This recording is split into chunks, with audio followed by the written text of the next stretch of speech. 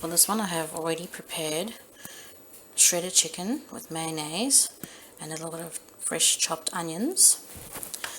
I have my mini pastries, which they usually make the egg tarts in, and I have the little toppings that they use for the dumplings. And today we're going to make mini chicken and mushroom pastries. So I'm going to put that into here, use a little water to seal this and cover it, and put it in a baking tray.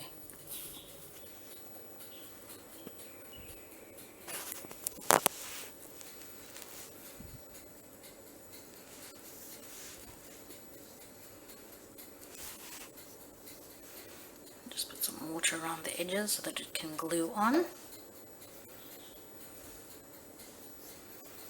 And then I just place it on top. Make sure that it sticks. And I put it into my pan.